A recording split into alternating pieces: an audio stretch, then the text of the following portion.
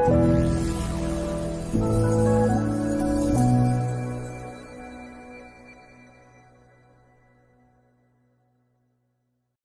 Your Dharma, the spiritual journey towards exploring Hinduism, learning the art of life and finding peace within oneself with your favorite spiritual host, Dr. Kishore Trivedi from the Hindu Society of North Carolina, exclusively on Bharat TV. Namaste and Hari Om. This is your host Kishore Trivedi, welcoming you to today's episode of Know Your Dharma podcast. And this podcast is made possible by the blessings of the Hindu Society of North Carolina and Bharat TV, Bharat Media. Today we have a very interesting guest, an undergraduate student from Duke University. And I should note that to be an undergraduate student is quite difficult. And on top of that, being an international undergraduate student is even more difficult. So he must have gone through a lot of hoops. So let us welcome Arya Krishnan as our guest today. Wow, thank you for that glamorous introduction. My name is Arya. As you said, I am an undergrad student at Duke. I am studying music, and I am originally from Bangalore in India. But can we start with the prayer? Yes, let's start with a prayer. I was thinking that since we're in the current phase of Ganapati Navratri, we start with a simple Ganesha prayer. Om Shuklam Bharadaram Vishnum Shashivarnam Chaturbhujam Prasanna Dhyayet Sarva Vigno Pashantaye. So let's try to translate that. Go ahead and tell us what you think it means. Okay, so before I kind of go into the specific meaning, I'll give a little bit of context that this prayer is often said at the beginning whenever we do a puja or we even do anything in the mundane world. We like to say this prayer as a kind of simple beginning to start, because the deity, which is Ganesha, is associated with the Lord of Beginnings, the one who removes obstacles. So it's a good way to start any new project or any worship with this prayer. So coming to the translation, Shuklam Bharadaram, he's shining and effulgent and radiant, that is Ganapati. And Vishnu, this is an interesting word because often you see this prayer, people get confused because it has the word Vishnu, which maybe people associate with Bhagavan Vishnu. And actually, this is the first verse of also the Vishnu Sahasranam. But actually, the original meaning of the word Vishnu means all-pervading, the one who is in every single cell, everything in the universe. And that includes Ganesh Bhagavan. So, Shuklam Bharadaram Vishnum, Shashivarnam Chaturbhujam. So he has the effulgence and the color of a full moon. So that beautiful, gorgeous color from his body, which we can meditate upon. And Chaturbhujam, he has 4 different arms. And of course, we know that a lot of Hindu deities, they have many different arms, and each arm is very significant because they hold different objects. And those objects give us an insight into the character of the deity. So for Ganesh Bhagavan, for example, there are many different variations, but generally he is holding a noose, a pasha. He is also holding, he's often holding a gada. He's also holding a paddy ear, which represents his abundance and prosperity. And he's often also seen holding pomegranate, which suggests his ability to sow the seeds of bhakti within us. So that's the first line. Prasanna Vadanham Dhyayet. So Dhyayet means we meditate upon that Ganesh. I need a little bit of help of Prasanna Vadanham, if you could. Yeah, his face is radiating pleasure, pleasantness. Right. I think that's also a thing which I really love about Ganesh Bhagavan is that he's very, very approachable. A lot of deities, sometimes we feel there's like a bit of a gap and it's hard to approach them. But with Ganesh Bhagavan, a reason why he's so popular is because he's so friendly and so easy to connect with that pleasant face. Prasannavadanaham dhyayet sarva vigno prashantaye. So as I mentioned, Ganesha is the perfect deity to remove all obstacles, whether that be internal obstacles or obstacles in the world. No matter what it is, Ganesha destroys that. That's the prayer. Wonderful, wonderful. Aryan, one of the question people might have is your name itself. And there has been unnecessary confusion created that there is an Aryan race versus Dravidian race. And that obviously is not accepted any longer. So can you elaborate on that issue? Yes, absolutely. Instead of focusing on all these kind of, I guess, racial and political agendas, I like to look at the actual meaning behind the word. So Arya in Sanskrit actually means someone who is noble and cultured and learned. So as opposed to being from a certain race or a certain background, anyone who is devoted to studying, anyone who is devoted to learning, anyone who's devoted to good principles and dharma, that's Arya. So I'm trying to embody my name and do justice to it. Very good. And in fact, in some of the older texts like Ramayana and Mahabharata, you hear wife addressing the husband as Arya Putra. So that simply says that your father is cultured. So that implies that you are cultured too, I suppose. But anyway, today's topic that we had talked about earlier is that Hinduism offers multiple ways to reach the ultimate goal of meeting or being part of divine or being divine. And this was pointed out by Houston Smith, one of the famous authors of world religions, when he came here to Duke many years ago and talked about Hinduism. He found three very distinct aspects of Hinduism that he didn't find in other religions, and one of which three is this one, that there are many ways to approach, and each one can choose according to their own aptitude and background or taste or whatever. So why don't you go ahead and elaborate on that topic? And you called it buffet, right? Absolutely. This is one of the things which absolutely made me fall in love with our culture, our tradition, and our religion, because it's so multifaceted and so diverse. I really felt that, the word I used is a buffet. So for a little bit of context, when we become freshmen at Duke, we have a dining hall where our breakfast and our dinner is a massive buffet. So you go there and there's every kind of fruits and salads and pastries and breads and whatever you want. And you go, you pick and choose whatever you want. You can take a little bit of this, a lot of that. And that's kind of what I found very similar to actually Sanatana Dharma, because it offers so much of a variety of spread in terms of the different paths, the different approaches, the different attitudes and philosophies, the different techniques and methods.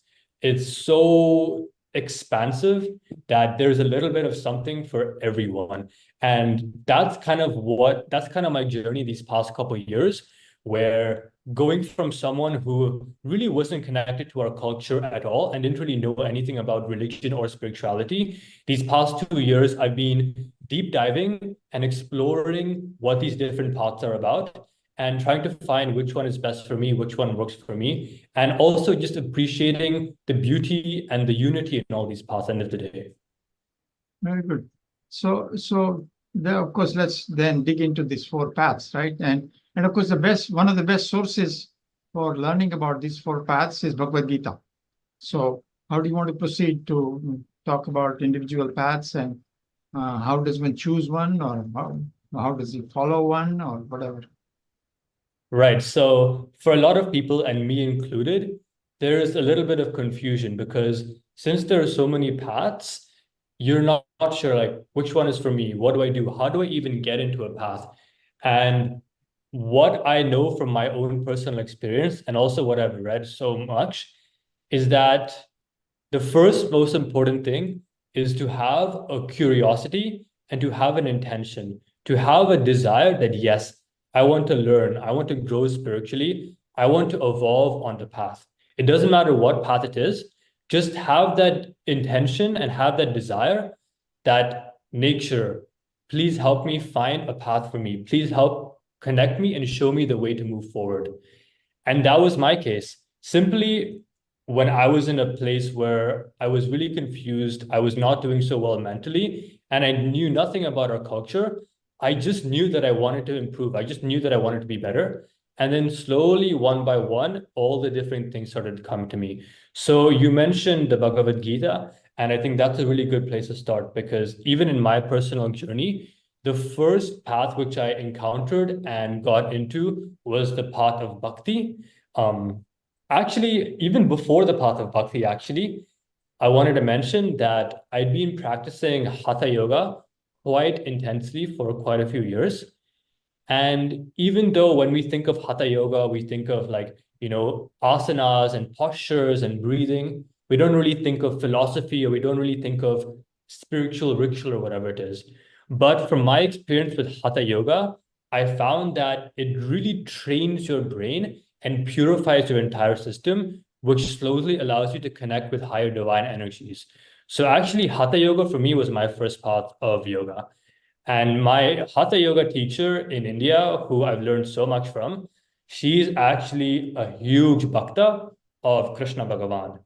So through her, she introduced me to bhakti through the Gita, through the various societies regarding Krishna, through all the literature, and just having pure devotion in the heart for Krishna or any deity. So for about a year, I was very, very, very into bhakti yoga.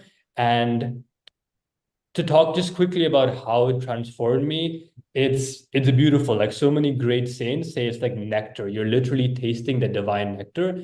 Bhakti fills you with so much joy, with so much self-fulfillment, and it's a love like nothing else.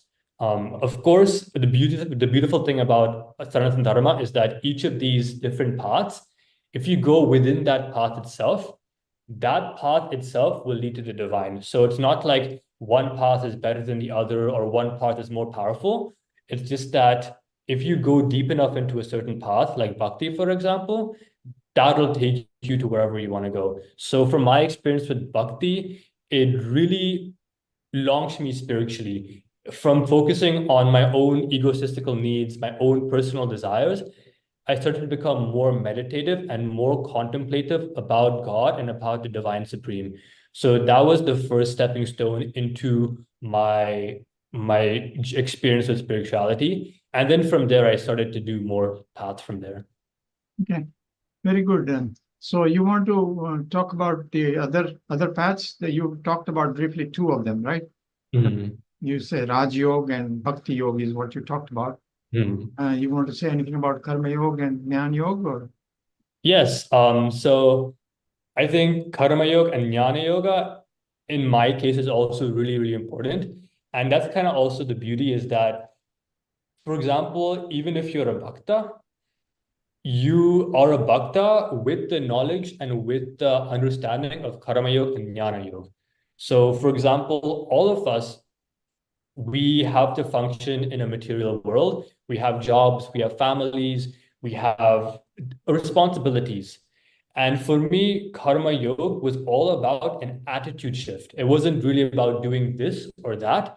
It was about changing the attitude with which I did things. For example, 2-3 years ago, I did everything for myself. I wanted to be the best student. I wanted to be the best athlete. I wanted to get rich. I wanted to have a beautiful wife or whatever. It was all personal desires.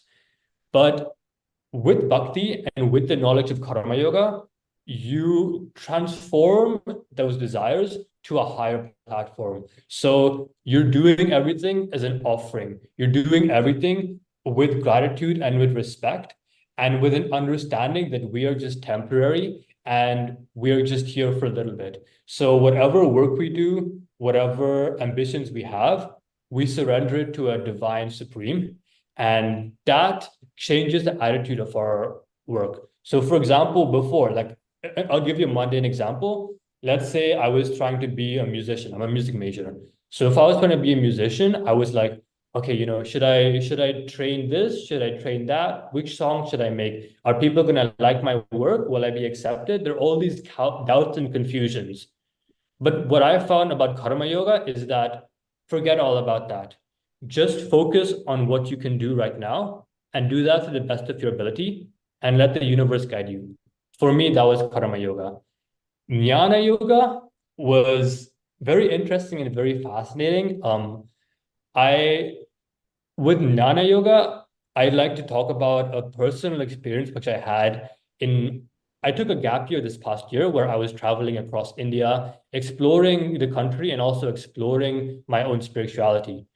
So one of the trips I made was to Tiruvannamalai, where the legendary great saint sage Bhagavan Ramana Maharishi, he stayed there.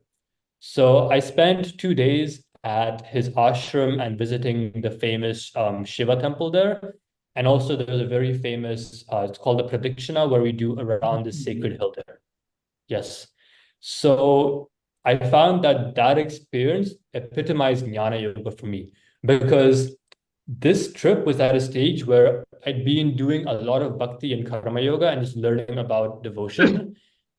And then Jnana Yoga kind of came on top of that, and it started to turn my attention inwards, where instead of trying to connect to an outer source through ritual, through prayer, it was all about contemplation and meditation, going deep within.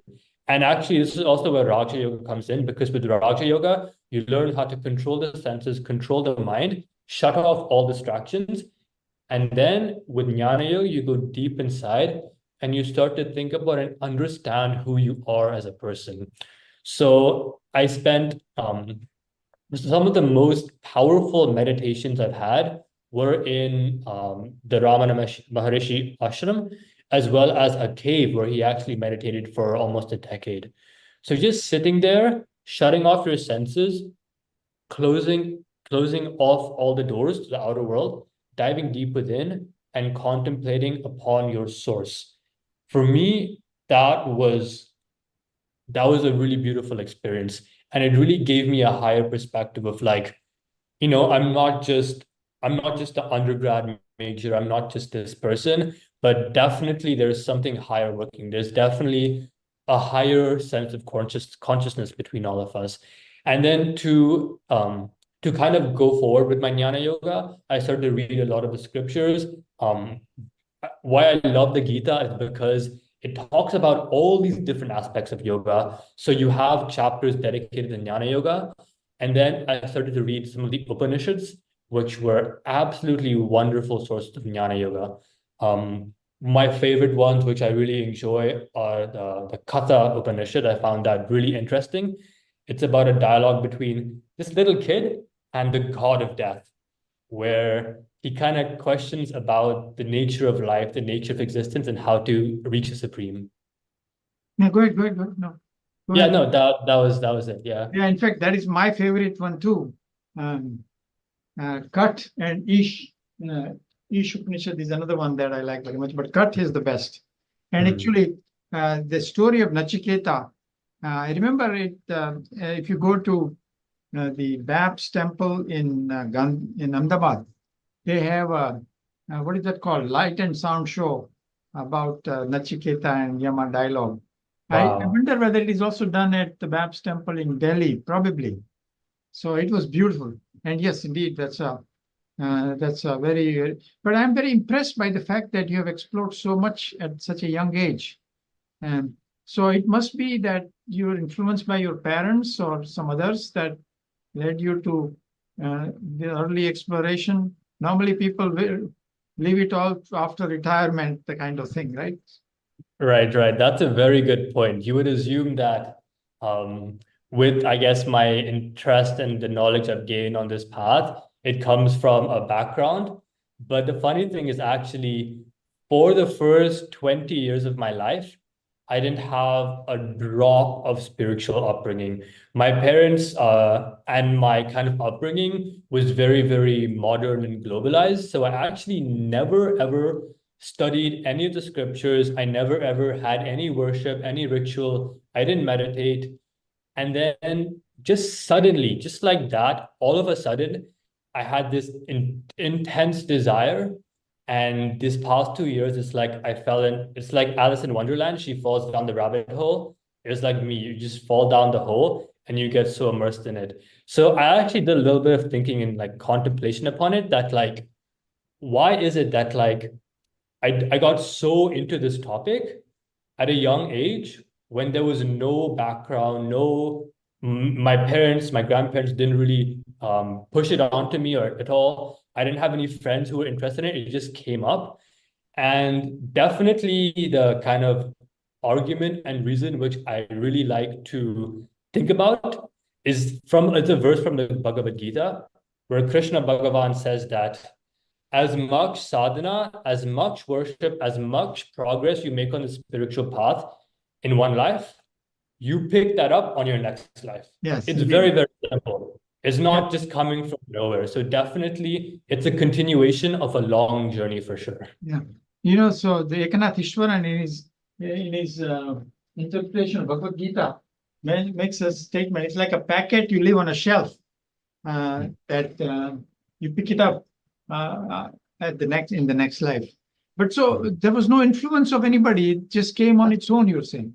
Yeah, so basically what happened is at the beginning of college, I was actually going through a lot of difficulties mentally, physically, personally, emotionally. I was dealing with a lot of problems, which a lot of the modern world face. A lot of this world is dealing with anxiety, depression, confusion, loneliness, purpose. All these issues are really, really piling in on me. And also, the transition from living with family in school and then moving to a new place and going to college where you're studying in a big university, all these changes were having a lot of impact on me. And it was this big struggle to deal with it. And I feel that it was a blessing in disguise because it made me need to find something else. It made me need to find some sense of happiness, some sense of stability, some sense of calm and peace.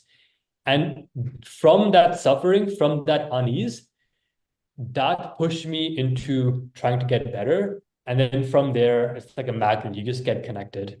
Very good. Very good.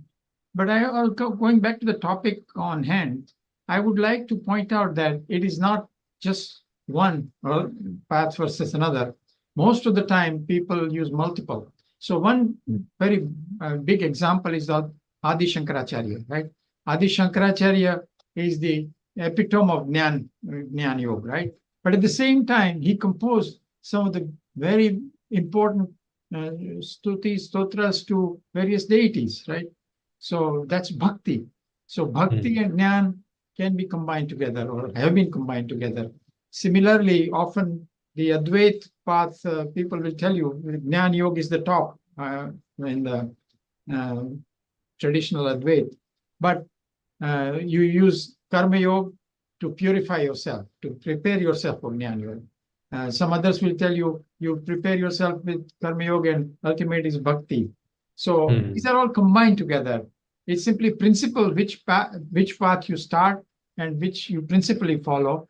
There are differences there. But otherwise, because Bhakti Yoga chapter 12 in Bhagavad Gita eventually tells you that you should see God everywhere, right? So that is the Jnana Yoga. So the distinction are for the beginners in some sense. Once you get inside, it is all merging together. Absolutely, totally correct. These are all kind of like stepping stones and like curriculums to help us go to that supreme divine. It gives us a sense of structure. It gives us a path to walk on because it's very hard to swim in the ocean when we don't know what direction to go. So having this flow and having this path is important. It's a really good example you mentioned of Adi Shankaracharya. Another example which I like to talk about is of Ramakrishna Paramahansa, where we all know of how magnificent of a bhakt of Kali Ma he was. But also, if you read his biography, he actually became a bhakt of Vishnu Bhagavan in the form of Krishna. He mastered that. He also actually had a guru who was a lady from Bengal, and she taught him all the tantras. So he mastered all the tantras. And apart from that, he had another guru who took him to the heights of Advaita Vedanta, where it's funny, there's a story of how the guru was trying to tell Ramakrishna Paramahansa to meditate on the Supreme Brahman. And Ramakrishna was like, I'm closing my eyes, but all I can see is Kali Ma. And the guru was like, no, you got to cut, you got to break that. And Ramakrishna was scared because he didn't want to cut his beloved mother. But because the guru was saying it, he decided to do that. And after that, he went to Samadhi for many days. So and many other saints of India are examples that it doesn't matter what specific path you do, they're all interconnected, and you can actually use many of them to support your journey. Absolutely, absolutely. And same way you pointed out that he was a bhakt of Kalima and then Krishna and so on. So actually, many scriptural passages you can point out that they're all one. They're not distinct. So actually, one classification of Hinduism I recently read about, which is very interesting, because a lot of people confuse Hinduism as polytheism and so on. So this particular classification calls Hinduism pluriform monotheism, that you worship many different forms, and through those many different forms, you are trying to reach the formless Brahman. So there is monotheism, but worshiping many different forms. And there are many, so you go to Ganapati Atharvashish, it tells you Tvam to Ganapati, Tvam Brahma, Tvam Vishnu, Tvam Indra, Tvam Karta, Tvam Datta, etc. So Ganapati is everything there, right, in that one. You look at Ardhanarishwar, half of it is, half body is Shiva and other half Parvati, trying to tell you Shiva and Parvati are not different from each other.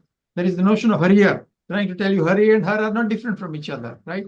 So they're trying over and over and over to tell us that these are not different from each other, and yet we say, I'm a bhakt of this one and not that one. Right. That's simply not understanding fully what the intent is. 100%. Thank you for bringing up that point. It's really important because there's many misconceptions of the outer world where they see in Hinduism as like polytheistic.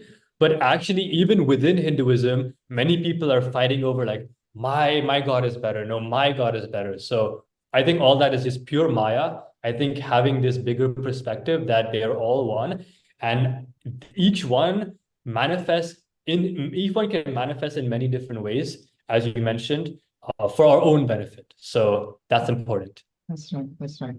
Anything else would you like to add to the audience before we do a closing prayer? I mean, there's so much to talk about on this beautiful subject, but I think we had a really wonderful conversation for now. If there's anything you'd like to talk about, I don't mind. So we can have another session. You offered many topics. So today's topic is well covered. So let's like to close with the prayer. Om Sarve Bhavantu Sukhinaha Sarve Santu Niramayaha Sarve Bhadrani Pashyantu Ma Kaschit Dukkha Bhag Bhavet. Om Shanti Shanti Shanti.